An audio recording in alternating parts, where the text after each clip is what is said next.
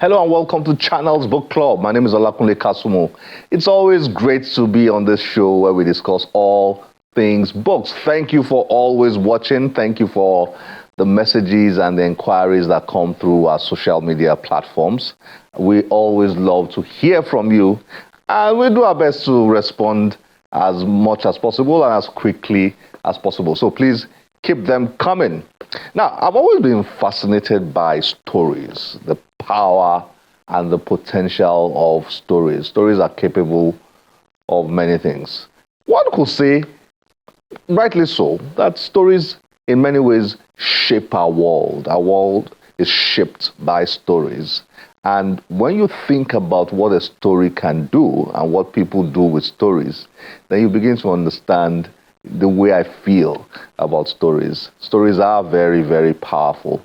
And one of the most intriguing things about stories is not just how they are capable of changing our lives or entertaining us or stirring up feelings and emotions and all that, but also the way stories can be used to create economic power.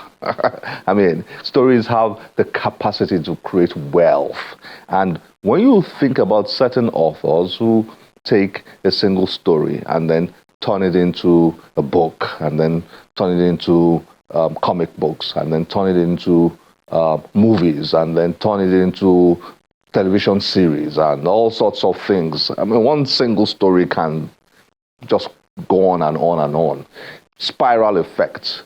And J.K. Rowling is an example. If you think about what she has done with her stories, how they have made billions of pounds, through movies and TV series and books and so on. The capacity, the potential is immense. And we need to start thinking like that. So in Nigeria, stories have the capacity to create wealth. We can turn our stories into movies. Authors have the capacity to create wealth, but only if the structures, the environment is right. If the structures are not there, if the laws are not there, if we can't protect intellectual property rights, then they'll write, somebody will pick it up, photocopy it, or recreate the same material, pirate it, and sell it for cheap. And the poor author is just out there broke, and nobody's creating any wealth. No jobs are being created, nothing. And on it goes. So this is something we need to think about. Now, forgive my rambling, just thinking about stories today and talking about stories. Here is a powerful one. A Ladder of Bones by Bunmi Oyinsan. Now, this is one book, one story that definitely could easily translate into a movie or movies and television series and so on. I mean, if the resources are there, absolutely. Engaging novel. Enilolobo, a mysterious child with 2 novels, arrives in Canada carrying the weight of untold histories. That's one character. Siaka, a child soldier in Sierra Leone, is forced to kill his brother. That's the second character. Timothy survives his mother's brutal death as a baby by suckling her milk mixed with her blood. That's the third character. Lona, a rebellious Jamaican girl, flees sexual abuse only to end up in foster care. That's a fourth. In A Ladder of Bones, these 4 lives converge in Canada, where they join a volunteer initiative to aid a struggling African country. So these 4 characters meet in Canada, and their lives are interwoven. But the mission descends into chaos when Melvin, a Liberian boy who was forced to witness his parents' murder by young militia, prepares for their arrival. Despite the fact they pose no threat to him, he leads a gang to attack them, reigniting the violence with which they are all too familiar. Now, isn't that intriguing? Well, let the author speak for herself and describe this book to you. Let's get to meet with her and enjoy this conversation around this novel, A Ladder of Bones, written by Bunmi Oyinsan. Enjoy this.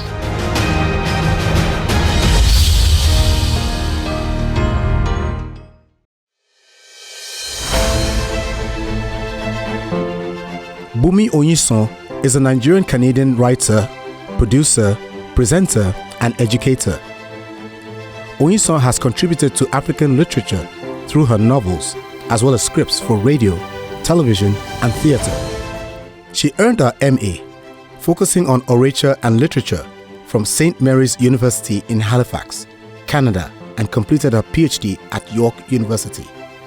Oyinsan is the author of award-winning books such as Fabulous 4 and 3 Women. She received grants from the Canada Council for Arts and the Ontario Arts Council to complete her latest book, A Ladder of Bones.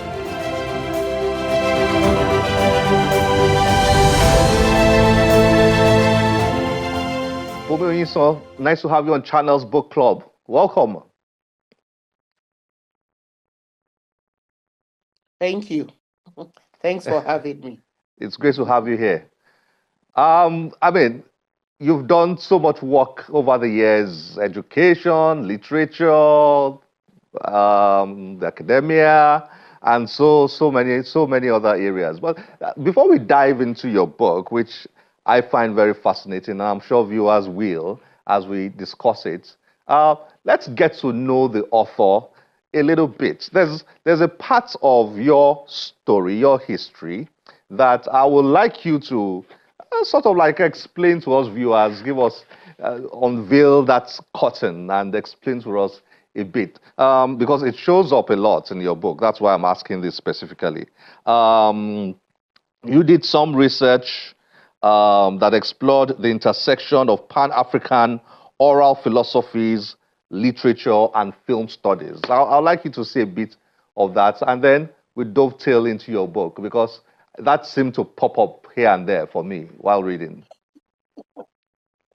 Yeah, actually, it's been a lifelong fascination for me to look at the way in which orature, the complete body of orature, which it interacts with creative efforts, either by writing, which was what I did my master's research on, or film, which is what I did my doctorate on, or at the time, I did a postdoctorate research also on its interface with what we called at the time new media, which is, of course, social media, digital media today.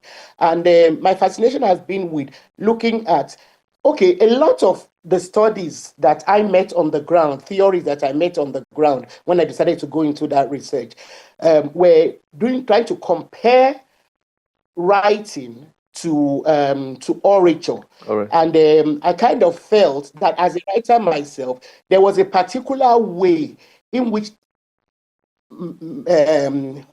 orature, in which I interacted with orature, either when I was writing poetry or books or for TV and drama, which I felt was not reflected in the body of theory that was available at the time. And then, so that was what compelled me to start working in that area. And 9 out of 10 times, I actually had to generate theories. I look at for my master's, for instance, I looked at the works of Amahata Aidu. I looked at Buchie Mecheta. And a few others. For my doctorate, I looked at films by Julie Dash, documentaries by I forgot this Ethiopian filmmaker, and what I saw was that by looking into the oral cultures in which they were socialized, I could find, their methodologies, their ways of making films, interacting with some of those theories. I actually also looked at the work of a Nigerian filmmaker, the one who did Secret Laughter of Women, who from my research I saw she's Shakiri, and I was able to find some theories based on her traditional cultures, reflected, in her methods of making her film. Interesting. And here we are. A ladder of bones. please share with viewers what inspired this book and what the book is about.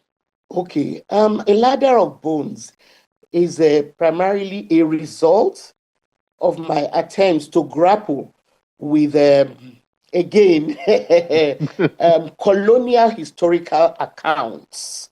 One in particular, which I must have read close to 25, 30 years ago, written by a woman, Ellen Thorpe. Her title is actually Ladder of Bones. And I remember reading this book and feeling, oh my God, this is such an awful image of what Western Nigeria was her area of focus, of Western Nigeria. Were we really this bad until the colonialists came and civilized us? Because the thrust, the narrative in her story was that we were Africa, especially Nigeria, was so embattled, was so uncivilized until the missionaries and the colonizers came and civilized us. As a matter of fact, her book ends with her painting this picture of children dressed in uniforms, gaily celebrating the visit of British royalty here. And that was to kind of buttress the kind of improvements that our encounter with them had made. And I've been haunted, by that narrative. Not just hers. I mean, as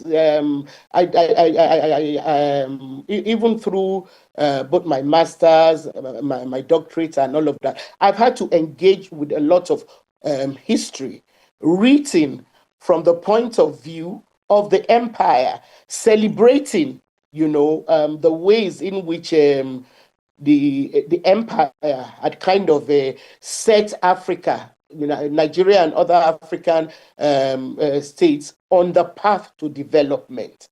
And so this ladder of bones, what I've done with it is to kind of turn that her metaphor of a ladder of bones, which she assumes has led to development.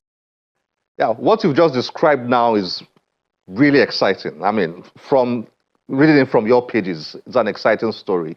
I would like you to describe, let's take Enina Lobo, the first character. From the very beginning, the reader is gripped by that story. A little girl found on the streets. Nobody knows how she got there. People are wondering whether she was molested. Two police officers are curious to find out what happened to her. Questions are being asked. We go a few pages down the line, we discover she has two novels. She could relate with a life before, a world before, and it all gets just mysterious and spiritual and all sorts of things from there on. I would like you to speak a little bit about this character, Enina Lobo, as a way of providing teasers for potential readers out there, and how her story fits in to the entire narrative of the book. Okay. Enina Lobo was the first character to suggest herself to me when I decided I wanted to do the story as a kind of reaction to colonial narratives. And of course, I've always believed that women have been repositories of not just memory, but culture, in the sense that, these are some of the findings from my research.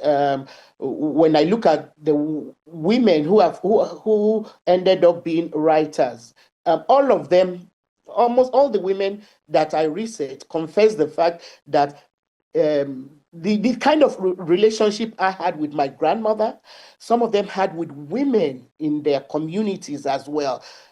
Not always biologically related members of the community, but women have always solidly been repositories of cultures, people who pass on history and memory, right from the point of lullaby I mean, in the kind of lullabies they sing to children, in the kind of stories with which they entertain children, which takes me back to the point I was making about the fact that a lot of the theories that I found on the ground when I was doing my research left all these aspects of orature out when you're trying to profound theories for analyzing works of people of African descent.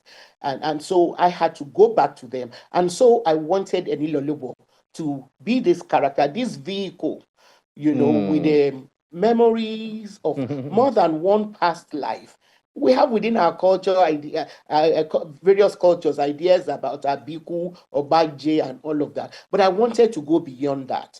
I wanted to have someone who actually has memories of various lives, and although she is not able to make much of it when we first encounter her, we actually seen her making an effort throughout the book, to record those memories as they keep suggesting themselves to her, as she tries to piece together her own stories, and we see them, and we see the way in which her determination to record her memories are the things that it strengthens her throughout the book. It helps her understand, things as they occur. And in comparing her character to the other characters in the book, we see, that violence is not only historical; it has continued, in various ways. And it's perpetuated, of course, by corrupt governments, by corrupt leaders, but also by multinationals, by neocolonialism, by banking systems, international economic systems that have continued to keep African countries down. How would you describe yourself as a writer? What was your experience like writing this? Because, and I think you have provided a hint with what you just said right now. Okay, for example, I'm very fascinated by the Enilolobo character because I think there are many aspects of our mythologies, our spirituality, our traditions that have not been told enough. Maybe that's why I'm very fascinated about that particular character. And I could see you in telling her story. You were, in a way, introducing the reader to, well, maybe that wasn't your objective, you were just writing, but that's the way it felt to me.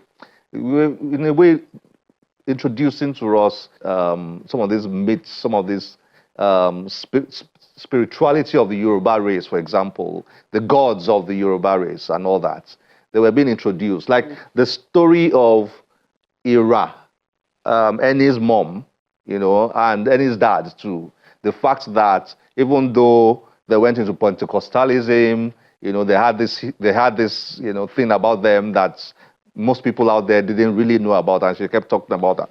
So, how did you do that? As a writer, how would you describe yourself? Did you set out to, from what you've said so far, it seems like you had a mission and you wanted to fulfill that through a story, or did you just enjoy, writing, letting the story flow as it came? Well, I've always enjoyed writing. Honestly, the day I stopped writing, it must be because I've dropped dead. It's been, it's been part of and parcel of my life since I knew how to scroll, stories, poems, and all of that. And like I said, even before I went, I read that Ladder of Bones about 25 years ago, way before I actually went in to do my master's or my doctorate. But there was something about not just her historical account of a pre-colonial and Nigeria up to the eve of our independence, but also by, my encounter with African history generally. It's been something that has always haunted me. And then, and that was why I decided to actually look at it, situate myself as an African today. What do I see? How do I perceive the results of colonialism, of empire, and how do I see? And I work with young people a lot. I mean, I run 2 schools in Lagos. I work with young people. I see children with some phenomenal talents, determination to succeed. I mean, we tell our children, go to school, be educated, and break the cycle of poverty. But that does not work anymore. A child, we tell the children, do this, they do it. They go to school, go to university, earn degrees, and come out, and they hit a brick wall. I think parents nowadays will confess to you that when the child graduates, that is when the real struggle starts, because they have to find them jobs or get them capital to do business, and all of that. And that is not something that is easily available to most parents, at least not the class of children that I decided to start working with when I set up my schools to provide quality and affordable education. And so I wanted to look at a group, not just isolated cases of children who have been born, into countries that have encountered, not just slavery, slave trade, or colonialism, but that also continue to suffer as a result of neocolonialism. And some of these, yeah, we know child soldiering is bad. Yes, we know that it's nobody wants a child to go through the kind of experiences that Timothy in the book went through, or Iona, and so on and so forth. But what do they have in common? It is the color of their skin and the accident of the countries in which they have been born. And we need to challenge those things. We need to link, our situation to the global world. No country exists in isolation, and no country can actually succeed in isolation. We have to continue to battle, to get our democracies right, get leaders to do the right thing. But we must also know that even when we have had a number of African leaders who actually had the right intention, what happened to them? Either they were discredited or killed. Why? And have the situations that made it necessary for the colonial masters to be that bent on destroying the likes of Lumumba, on discrediting the likes of Nkrumah, Nyerere. Have the situations changed? They have not. Wow. And now I know what to discuss with you next time you're on the show. I look forward to coming on again. my bias for Edina Lobo has overshadowed Timothy, Siaka, Lona, Melvin, and the other characters. But thankfully, you've mentioned them. And we can't say everything anyway on the show.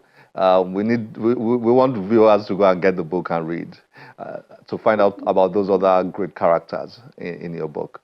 Well, to round up now, you have already veered into your work as an educationist, as a school owner. I wanted to just round up there because it is relevant to everything we do on this show and the whole idea of promoting literature and all that. You own and run 2 schools. Not easy. Well, on one campus, they're very small, but on one campus. But one campus, well, I mean, to run a class is difficult. To run one class is difficult enough. To run a school is it's like running a whole country. Yes. So let's wrap it up there. You are a school owner, and you see a new generation of young people coming up in life. You are a writer, and you promote literature. What has that been like in terms of? I mean, what has your observation been like in terms of the reading culture? Are you eager to write more and to keep writing? Because there are people out there who will keep reading. Yeah, absolutely. The reading culture is not as vibrant and robust as I'd like it to be. And also, I came to a conclusion some years back that maybe I should redefine that statement that we do not have a good reading culture. We do have a good reading culture. It's just that what do we read? You know, and then you find out that your average Nigerian, they're either studying for exams, reading scriptural or religious books, or popular Or reading forms social of media stories. Reading social media thank stories. you. Yes, Social media so we do gists. have yes, so we do have a reading culture. So my challenge, in fact, since COVID, I found during COVID, I actually started 2 channels.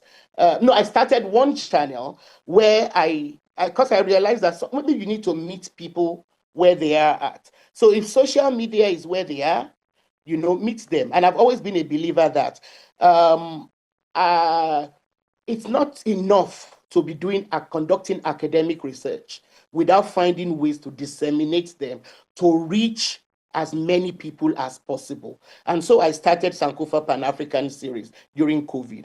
And that led me to starting a Sankofa nursery rhymes channel also for children, because I also realized that, in fact, viewers on the adult channel kept asking me, how can they access, our history, our literature, our stories in a format that they can introduce their children to early. So yeah, so we might not have the kind of reading culture that was defined, say, 20, 30 years ago. The idea is for us as writers, as creative people, to find ways to meet our readers where they are. Fantastic. Fantastic. Dr. Bunmi Oyinsan, nice to have you on Channels Book Club, and thank you for joining us to discuss your novel, A Ladder of Bones. Not just your novel, you discuss a whole lot of other things related. Thank you for joining us. Thank you so much for having me.